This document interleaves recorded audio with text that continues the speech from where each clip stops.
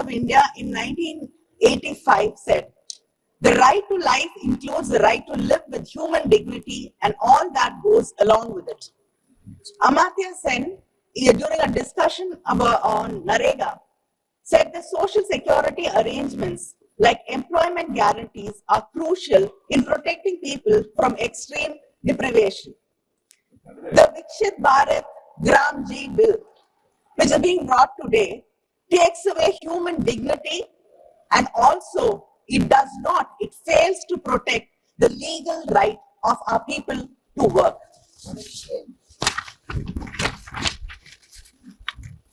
The Mahatma Gandhi National Rural Employment Guarantee Act now has been changed to the Viksit Bharat Guarantee for Rozgar and Ajivika Mission. Sir, just reading this vexes me. This is not a Viksit bill, Viksit Bharat. It is a vexed Bharat. Because in every bill, you try to impose Hindi and Sanskrit on people of South India, and just try, why don't you name one bill in any South Indian language? You keep saying that you care about the Indian languages. Can you tell us about one bill which you named in Tamil, Telugu, Malayalam, Kannada, Marathi, Odisha? Nothing. It is either Hindi or Sanskrit. இது வளர்ச்சி பாரதம் இல்லை, விபரீத பாரதம், வஞ்சிக்கப்படும் பாரதம். தொழிலாளர் விரோத அரசு விவசாய தொழிலாளர்களுக்கு எதிராக கொண்டு வரப்பட்டிருக்கக்கூடிய இந்த மசோதாவை நான் திராவிட முன்னேற்ற கழகத்தின் சார்பிலே முற்றிலுமாக மறுதளிக்கிறேன், எதிர்க்கிறேன். மகாத்மா காந்தி ஊரக வேலை வாய்ப்பு உறுதி திட்டம், அந்த திட்டத்தின் பேரிலேயே வேலை வாய்ப்பு உறுதி என்பது தெளிவாக சொல்லப்பட்டிருக்கிறது. ஆனா நீங்க கொண்டு வந்திருக்கக்கூடிய இந்த மசோதா, it is not demand driven, it is allocation based. முதல்ல இருந்த மசோதா வேலை கேட்பவர்களுக்கு வேலை தரக்கூடிய ஒன்றாக ஒரு திட்டமாக அது இருந்தது.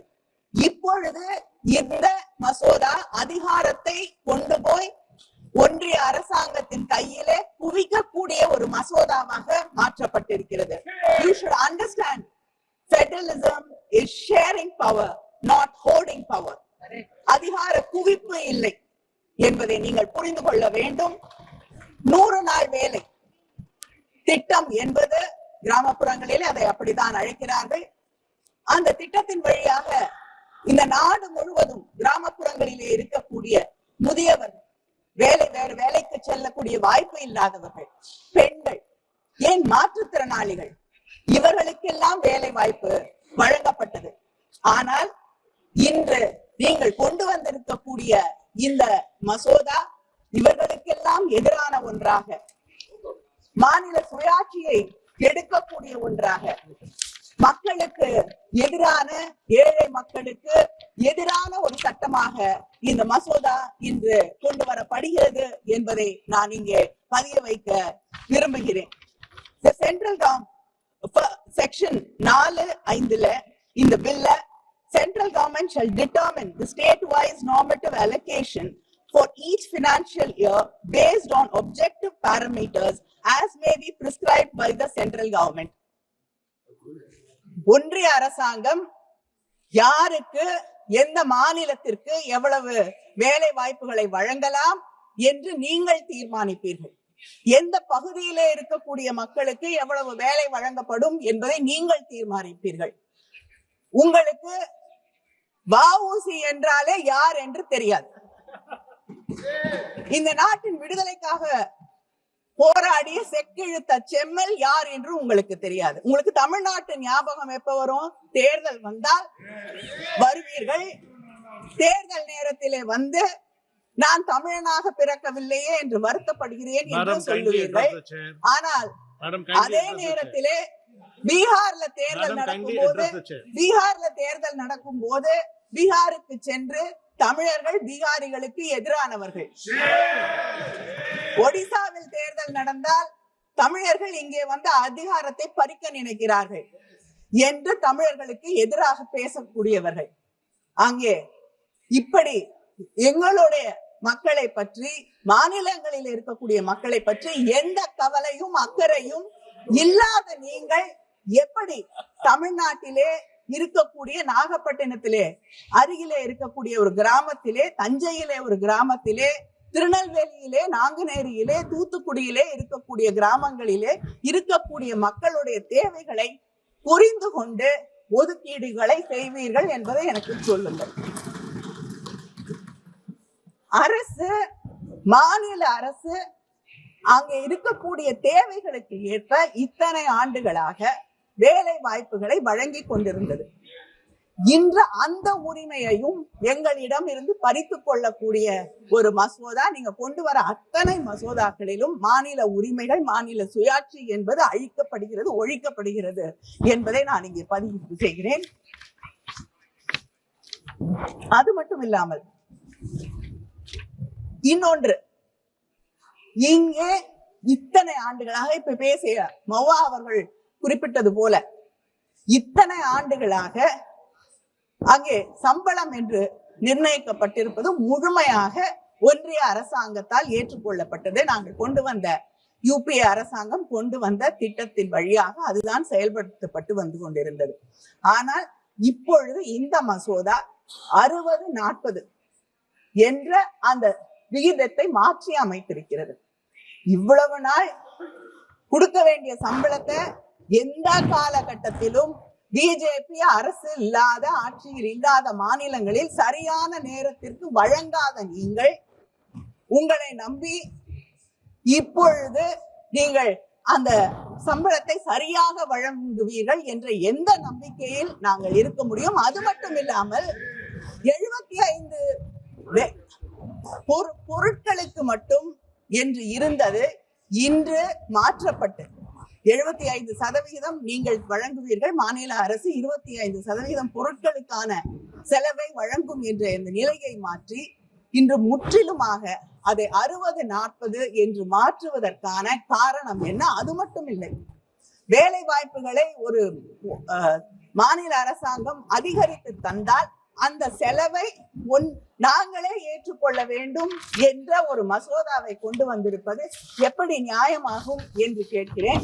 ஏனென்றால் தொடர்ந்து மாநிலங்களுக்கு வழங்கப்படும் நிதியை நீங்கள் குறைத்து கொண்டே வந்து கொண்டிருக்கிறீர்கள்.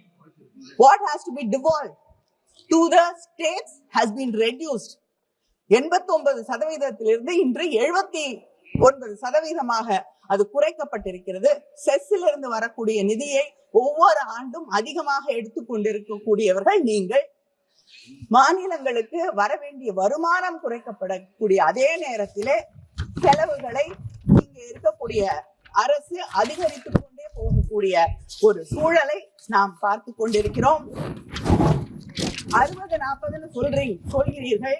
நான் கேட்கிறேன், பிரதான் மந்திரி ஆவாஸ் யோஜனா, பிரதமரின் வீடு கட்டக்கூடிய திட்டம், பேரு பிரதமருடைய பேர்ல இருக்கு. ஆனா உண்மையிலேயே 61% பணத்தை, நிதியை வீடு கட்டுவதற்கு வழங்குவது மாநில அரசு. நீங்க கொடுக்கிறது 39% மட்டும்தான். பிரதான் மந்திரி மத்ஸ்ய சம்பதா யோஜனா ஒன்றிய அரசாங்கம் வழங்குவது 27%. தமிழ்நாடு அரசாங்கம் வழங்குவது 73%. முதியோர் உதவித்தொகை 1000 ரூபாய்க்கு மேலாக வழங்குவது எங்களுடைய அரசு. நீங்க கொடுக்கிறது 200 ரூபாய். ஜல்ஜீவன் மிஷன் 50%, 50% என்று சொன்னீர்கள். ஆனால் உண்மையிலேயே தமிழகம் 55% அந்த திட்டத்தை நிறைவேற்றுவதற்காக வழங்கி கொண்டிருக்கிறது. இப்படி ஒவ்வொரு திட்டத்திலும் எங்களை, மாநிலங்களை வஞ்சித்துக் கொண்டிருக்கக்கூடிய ஆட்சி இந்த மசோதாவின் வழியாகவும் மறுபடியும் மக்களையும் மாநிலங்களையும் வஞ்சிக்க தொடங்கி இருக்கிறீர்கள். இதையும் ஒரு வாய்ப்பாக நீங்கள் பயன்படுத்தி கொண்டிருக்கிறீர்கள் என்பதை நினைக்கும் போது வருத்தமாக இருக்கிறது, வெட்கமாக இருக்கிறது. Kindly 60 conclude, நாள். madam. Kindly conclude. Yes. 60 நாள் when peak agricultural activity இருக்கக்கூடிய அந்த நேரத்திலே வேலை கிடையாது என்று சொல்கிறீர்கள்.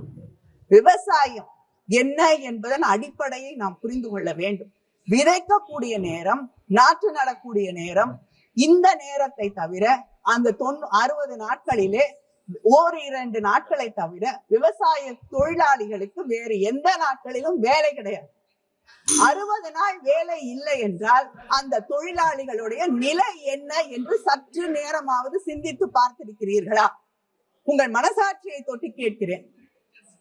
2 நாள் வேலை செய்யக்கூடிய அந்த சூழலிலே 60 நாட்கள் வேலை இல்லை என்றால் அவர்களுடைய நிலை என்ன ஆகும் என்று சிந்தித்து பாருங்கள். அது மட்டும் இல்லை, இது கூலிக்கான ஒன்று இல்லை. அதை தாண்டி the negotiating power which a worker has is completely destroyed. Yes. அதை சற்றாவது சிந்தித்து பார்த்திருக்கிறீர்களா என்று கேட்கிறேன். அதை தாண்டி எங்களுடைய யூபிஏ அரசாங்கம் இந்த திட்டத்தை கொண்டு வந்த போது ஒரு அக்ஷய பாத்திரத்தை அங்கே இருக்கக்கூடிய விவசாய தொழிலாளர்களின் கைகளிலே வழங்கியது. நீங்கள் அதை பிடுங்கிக் கொண்டு ஒரு பிச்சை பாத்திரத்தை வழங்கி கொண்டிருக்கக்கூடியது வெட்கப்படக்கூடியது, வேதனைப்படக்கூடியது என்று நான் தெரிவித்துக் கொள்கிறேன். 125 அமைச்சர் கூட சொன்னார் 125 நாட்கள் வேலை தருகிறேன் என்று. 125 நாட்கள் வேலை என்று சொல்லியிருக்கிறீர்கள். உங்களுடைய நீங்க ஆட்சிக்கு வந்த பிறகு ஏதாவது ஒரு ஆண்டாவது 100 நாட்கள் வேலை எந்த மாநிலத்திலாவது வழங்கி இருக்கிறார்களா? இல்லை. 40, 46 இதை தாண்டுவது கிடையாது. அப்படிப்பட்ட சூழ்நிலையிலே எங்கள் ஊர் பக்கம் ஒரு சொல்வடை சொல்வார்கள், கூரை ஏறி கோழி பிடிக்க முடியாது, வானம் ஏறி வைகுண்டம் போவது எப்படி என்று. இதுதான் இங்கே இருக்கக்கூடிய நிலை. இதையெல்லாம் தாண்டி வெட்கப்படக்கூடிய ஒன்று, மகாத்மா காந்தி அவர்களுடைய பெயரை எடுத்திருக்கிறீர்கள். தந்தை பெரியார் அவர்கள், மகாத்மா அவர்கள் இறந்த போது இந்த தேசத்திற்கு மகாத்மா